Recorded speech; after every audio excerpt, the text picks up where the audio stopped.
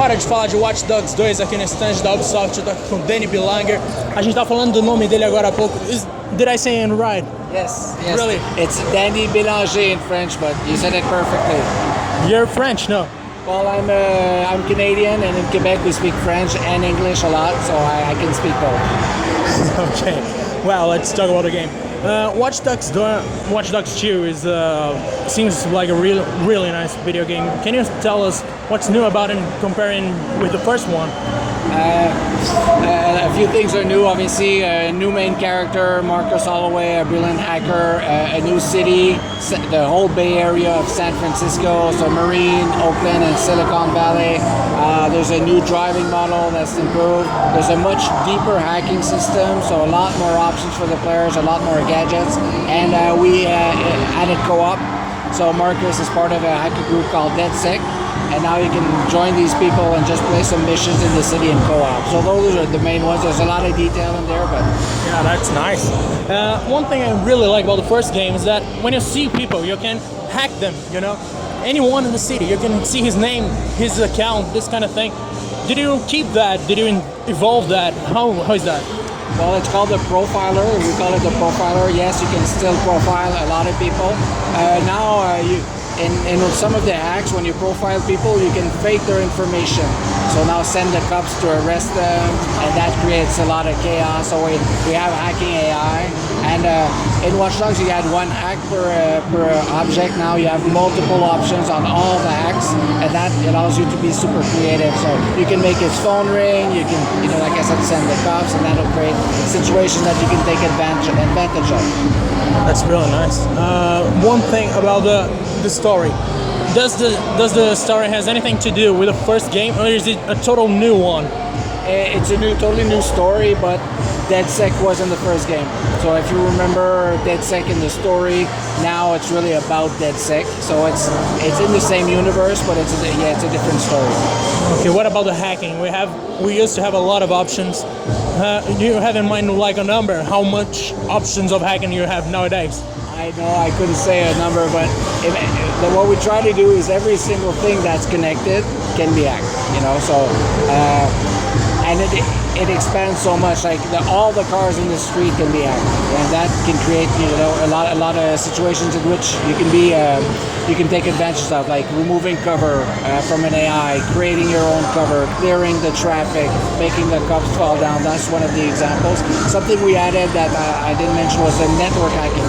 It's the ability to see the code, see everything that's connected, and we really want the player to be a good hacker and be very creative and free. So we had to give him a tool to see his options, and the network hacking is that tool.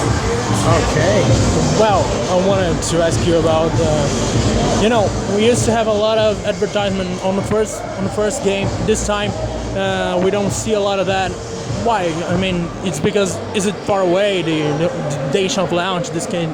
Oh, it's going to come. It's really the few first months, the few months at the end where it starts, and there's a big campaign, so it's going to come.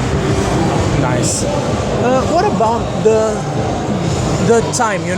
How long is this game considering all you have to do, considering all you can do, not only what you have to do?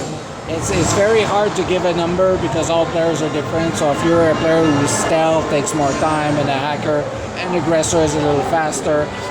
We did a play test. We're doing play test right now. We're finishing the game, and in 1 week, like 5 days, almost no one finishes just the main operations. And they didn't play all the activities in the world. They didn't pass a lot of time in co-op. They didn't do a lot of hacking invasions like we had in the first game. So I think it's going to be fairly long for players to finish this.